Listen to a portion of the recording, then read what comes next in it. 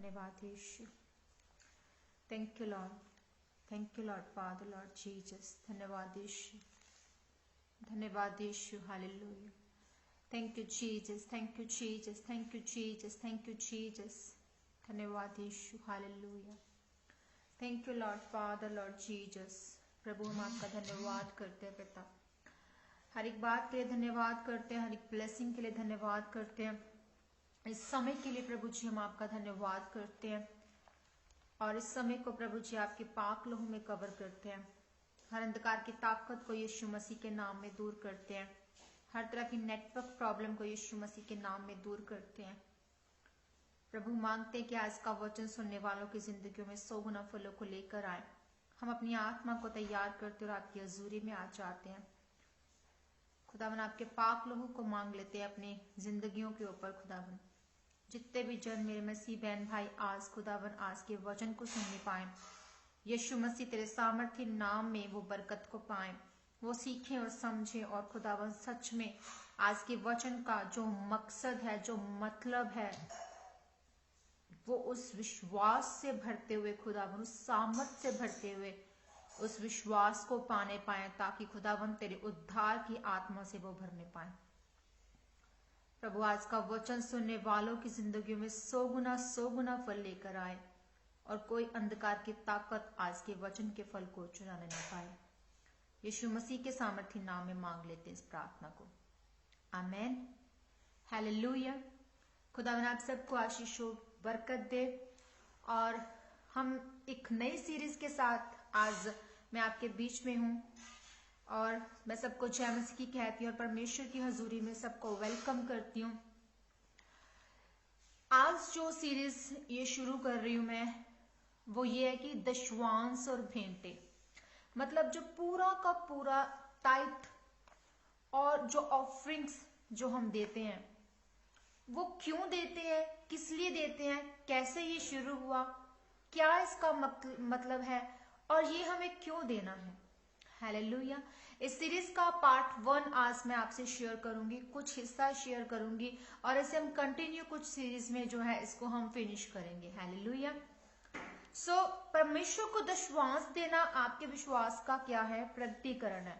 आप दिखाते हैं परमेश्वर को कि हम परमेश्वर आप पर विश्वास करते हैं, तो इसलिए हम दशवांश देते हैं। हालेलुया। और यदि हम दशवांश देते हैं तो हम सब तात्विक जो वस्तुएं हैं, जो संसारिक वस्तुएं हैं, उन पर परमेश्वर की प्रभुता को हम स्वीकारते हैं कि सब वस्तुओं का जो स्वामी है वो कौन है, परमेश्वर है। मलाकी 3 उसका 7 से 10 वर्ष में पढ़ूंगी, जिस पर ये सारी सीरीज जो है वो बेस है, आधारित है। हालेलुया। दशवांश के बारे में, जिसके बारे में यहाँ पर डिटेल से बताया गया है, इसमें लिखा कि अपने पुरखाओं के दिनों से तुम लोग मेरी विधियों से हटते आए हो और उनका पालन नहीं करते। तुम मेरी ओर फिरो, तब मैं भी तुम्हारी ओर फिरूंगा। सेनाओं के यहोवा का यही वचन है। परंतु तुम पूछते हो, हम किस बात में फिरें? क्या मनुष्य परमेश्वर को धोखा दे सकता है? पर देखो, तुम मुझको धोखा देते हो और तो भी पूछते हो कि हमने किस बात में तुझे लूटा है। दशमांश और उठाने की भेंटों में तुम पर भारी श्राप पड़ा है, क्योंकि तुम मुझे लूटते हो। वरन सारी जाति ऐसा करती है। सारे दशमांश भंडार में ले आओ कि मेरे भवन में भोजन वस्तु रहे। और सेनाओं का यहोवा ये कहता है कि ऐसा करके मुझे परखो कि मैं आकाश के झरोखे तुम्हारे लिए खोलकर तुम्हारे ऊपर अपरंपार आशीष की वर्षा करता हूं कि नहीं। हालेलुया। सो प्रभु इस वचन में हमें ये बता रहे हैं कि हमें दशवांश देना जरूरी है। और उन्होंने हम इंसान जाति को क्या कहा है, हमें ये भी कहा है कि हम लूटते हैं। ऐसा नहीं करना। हमें परमेश्वर के भवन में सारे दशमांश को लेकर जाना है। हालेलुया। और सबत को मानना, अर्थात प्रभु के दिन को पवित्र मानना और दशमांश देना, ये हमारे मसीह जीवन में जरूरी है। वो इसलिए कि इसका सीधा संबंध, इसका सीधा सीधा रिलेशन किससे है? हमारे उद्धार के साथ जुड़ा है, हमारे उस उद्धार के साथ जुड़ा है जो रियल में मसीह में आने का मकसद है कि हम बचाए जाएं। हालेलुया। हमारे पास उद्धार का वो विश्वास है नरक से बचाए जाने के लिए और स्वर्ग में जाने के लिए। इस वचन के जरिए आप लोगों पर मैं एक बोझ नहीं डालना चाहती कि आप इस बात को समझे, और जरूरी ही है कि आप दशमांश दें। उद्धार पाना जरूरी नहीं कि दशमांश देने से ही उद्धार मिलेगा, पर मैं आपको इसका मतलब बताना चाहती हूँ, इस आज्ञा के बारे में आपको डिटेल से बताना चाहती हूँ कुछ सीरीज में, ताकि आप इस चीज को समझे और लोगों में, मसीह लोगों में जो दशमांश को लेकर, जो टाइथ और ऑफरिंग्स को लेकर जो उनकी सोच बन चुकी है वो गलत बन चुकी है। और कुछ मिनिस्ट्रीज जो हैं वो गलत बता रही हैं कि वो इस तरह से प्रीच करती हैं, बताती हैं कि नहीं आपको दशमांश देना ही देना है, आप इस टाइथ को देने से, कंप्लीट टाइथ या ऑफरिंग देने से आप जो हैं ब्लेसिंग्स को पाएंगे, या आपको कंप्लीट आप टाइथ देते हैं ऑफरिंग्स देंगे उतना आपका भला होगा। नो, हमें रियल में जो दशमांश देना सिखाया गया बाइबल के थ्रू, हमें जो बात, जो प्रभु हमें बता रहे हैं, उस चीज को अगर हम एक एक चीज को फॉलो करेंगे, हो सकता है हम बहुत ज्यादा विश्वासी हैं और हम सब विश्वास के काम कर रहे हैं, पर हम टाइथ देने में कंजूसी कर रहे हैं, हम परमेश्वर की उस आज्ञा को मानने में कंजूसी कर रहे हैं, तो हम उद्धार की आत्मा को नहीं पा सकते। हालेलुया। सो संपूर्ण विश्वास ना देना विश्वास की कमी है, और ज्यादातर विश्वासी संपूर्ण दशमांश देते ही नहीं है, वो कम दशमांश देते हैं या कभी कभी देते हैं। तो इस तरह से जो है वो ब्लेसिंग्स, जो उद्धार का आत्मा, जो विश्वास से भरना है, वो सब व्यर्थ हो जाता है, क्योंकि आपके विश्वास में क्या है? कमी है। दशमांश है क्या? पहली बात, अपनी आमदनी का 10वां हिस्सा देना परमेश्वर को देने से संबंधित है दशमांश। तो कैसे ये विधि स्थापित की गई, आधिकारिक तौर पर इसे शुरू कैसे किया गया? जो इजराइल के लोग हैं, इजराइल के लोगों के द्वारा मिस्र से निकलने के बाद ये परमेश्वर को लोगों ने देना शुरू किया, इजराइलियों ने। और उत्पत्ति 14 उसकी 20 और उत्पत्ति 28 उसकी 20 में हम पढ़ सकते हैं कि अब्राहम ने दशमांश दिया। परमेश्वर ने दशमांश का जो इस्तेमाल है वो परमेश्वर के राज्य को पूरा करने के लिए ठहराया है। और मलाकी 3 उसका जो 10 वर्ष जब हम पढ़ते हैं उसमें है कि सारे दशमांश भंडार में ले आओ, मेरे भवन में भोजन वस्तु रहे। और सेनाओं का यहोवा ये कहता है कि ऐसा करके मुझे परखो कि मैं आकाश के झरोखे तुम्हारे लिए खोलकर तुम्हारे ऊपर अपरंपार आशीष की वर्षा करता हूं कि नहीं। प्रभु ने यहाँ पर कहा कि सारे दशमांश मेरे भंडार मतलब मेरे घर में ले आओ, मेरे भवन में ले आओ। हालेलुया। और मेरे भवन में भोजन वस्तु की घटी न रहे, मेरे भवन में भोजन वस्तु रहे। यहाँ भोजन वस्तु जो बात की गई है वो शारीरिक, फिजिकली भी की गई है और स्पिरिचुअल भी की गई है, ताकि हर एक रूप बचे। हालेलुया।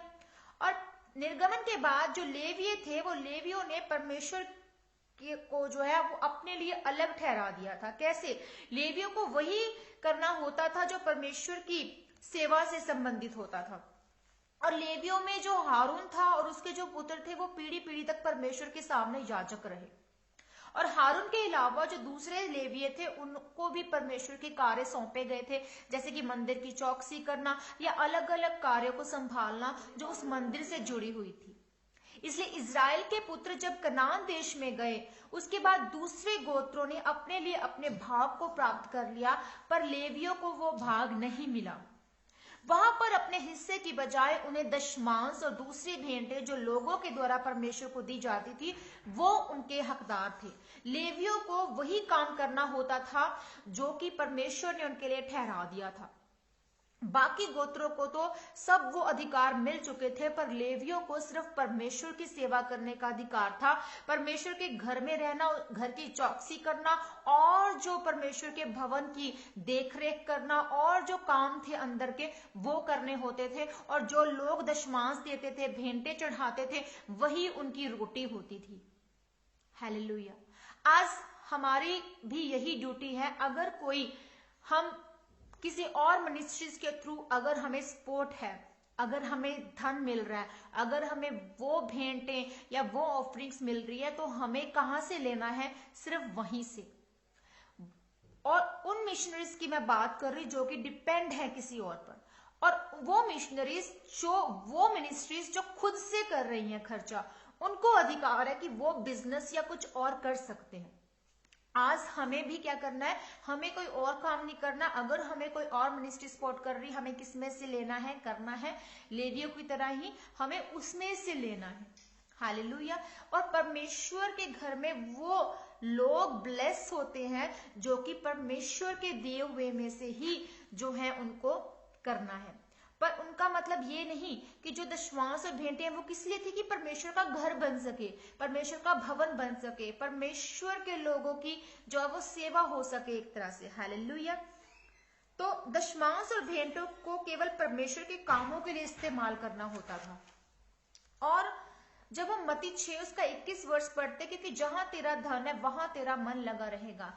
आज हम लोग क्या कर रहे हैं कि दशमांश देने में कंजूसी है, हम पूरा का पूरा टाइट नहीं देते।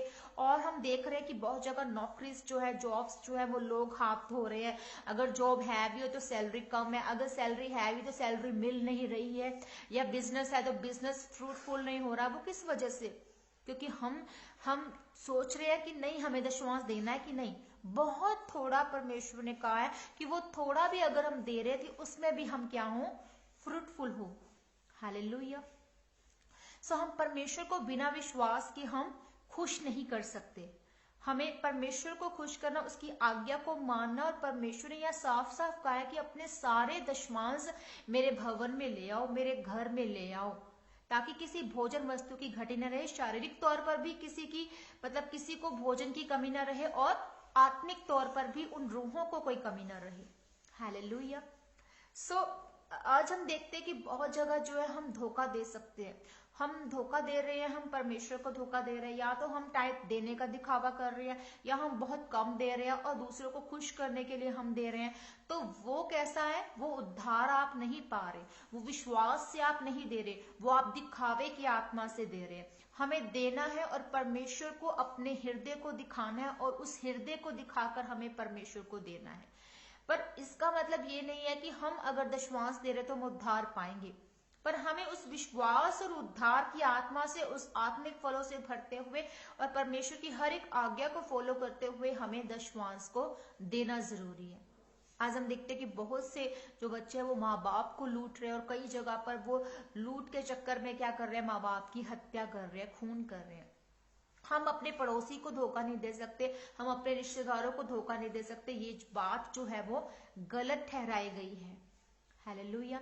तो हमें परमेश्वर की उस आज्ञा को मानना है, परमेश्वर के उस वचन को फॉलो करना, और अपने दशमांश को, अपनी ऑफरिंग्स को जो है हमें परमेश्वर के घर में देना, ताकि परमेश्वर के जो काम हो सके, परमेश्वर के राज्य के लिए वो पैसा इस्तेमाल हो। हालेलुया। और ताकि हमारी जिंदगी जो है और फ्रूटफुल हो और ब्लेस हो, और हम उद्धार की आत्मा पे, हम स्वर्ग की मिरास को पाए। हालेलुया।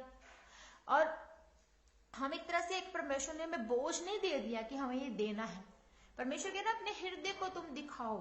ऐसा करके प्रभु ने ये भी कहा कि मुझे परखो। प्रभु ने परखने के लिए भी कहा कि अगर तुम ये ऐसा करते हो तो तुम झरोके जो है वो चारों तरफ के आसमान के झरोके भी मैं तुम्हारे लिए खोल दूंगा। मतलब स्वर्ग से भी, जो स्वर्ग के भंडार से भी जो तुम थोड़ा बो रहे हो, वो पूरा का पूरा टाइट बो रहे हो, तो मैं तुम्हें जो है वो मल्टीप्लाई जो है करके वो ब्लेसिंग्स तुम्हारे जीवन में देता हूं। हालेलुया। आज अगर हमें फ्रूटफुल होना तो हमें हर एक चीज का दशमांश देना है। अब्राहम को हम देखते हैं, उसने मलक सिद्दीकी को जो क्या किया? दशमांश दिया। हालेलुया। और अय्यूब की लाइफ में भी हम देखते हैं कि वो भी दशमांश देने वाला बंदा था, वो भला था, पर शैतान ने उसके जीवन में परमेश्वर से आज्ञा लेकर उसके जीवन को क्या किया?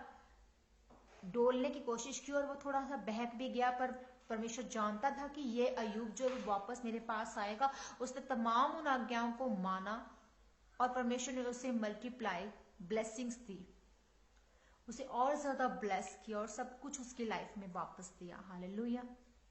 तो आज हमें वो ब्लेसिंग्स को लेने के लिए हमें एक आज्ञा को मानना है कि परमेश्वर हमसे बहुत 50% नहीं मांग रहा, परमेश्वर हमसे 10% मांग रहा है।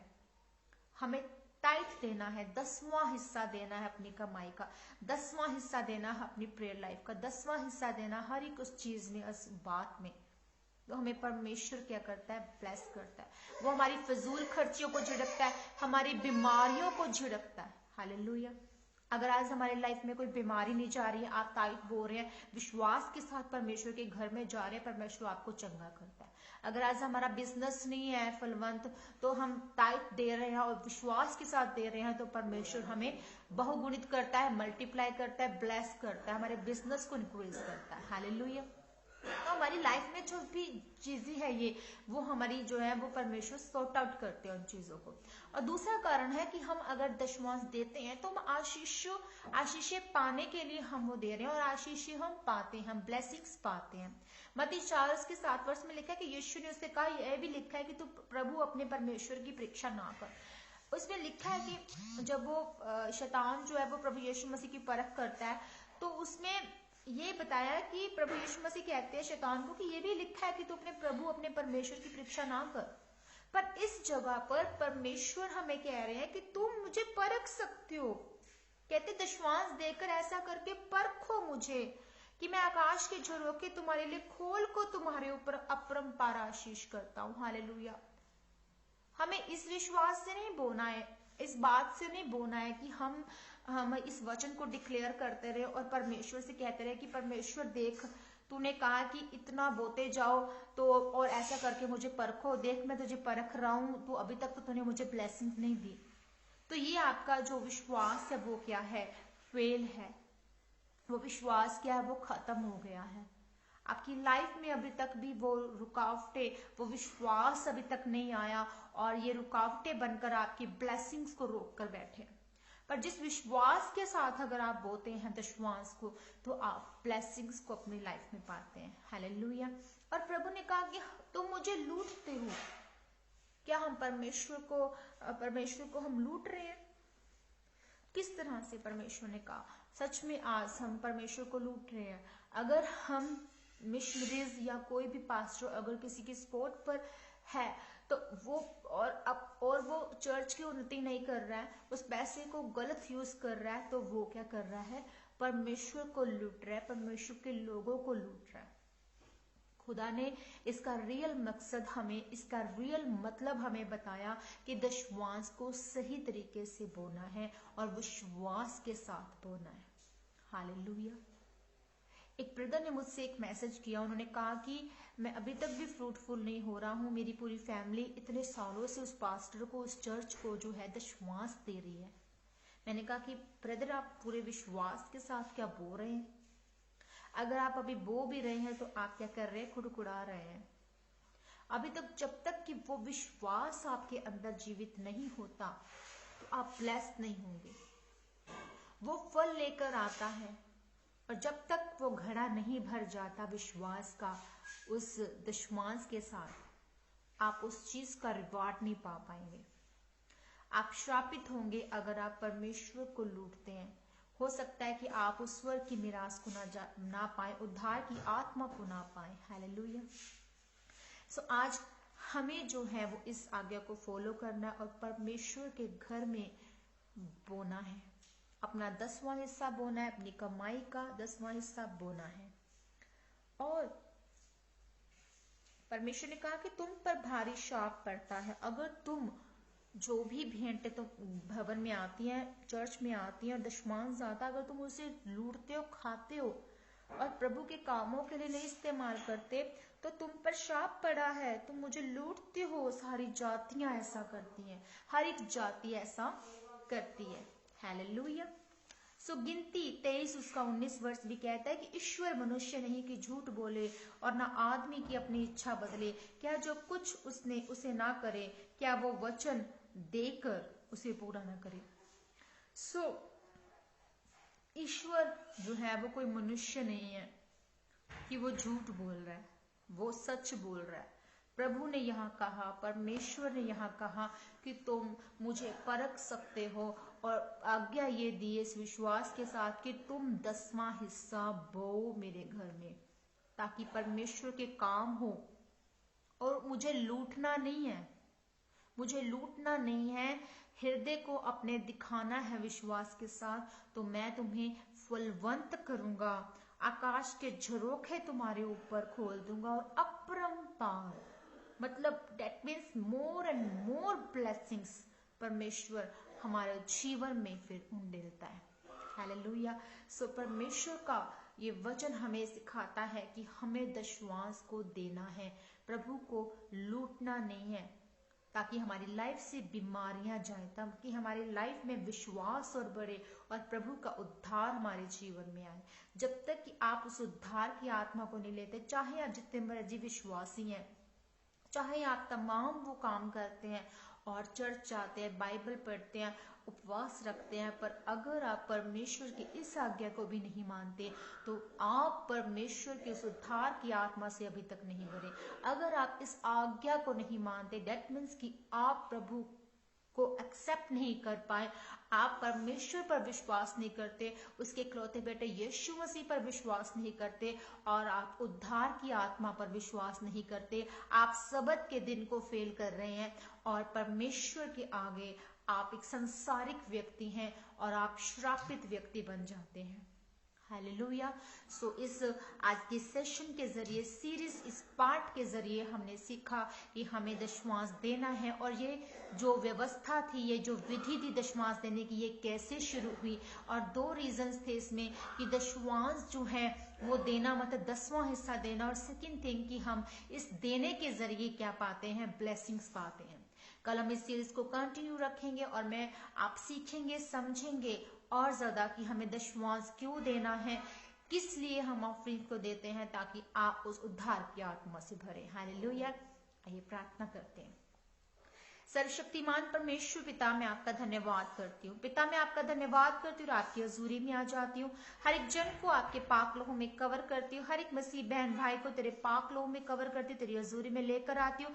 हर गुनाह अपराध की माफी मांगते हैं, इनके तमाम कर्सिस इनके खत्म हो खुदावन, ये सीखे और समझे, तेरी हर एक आज्ञा पर चलने के लायक बने खुदावन जी। ये दशमांश देना सीखे खुदावन जी।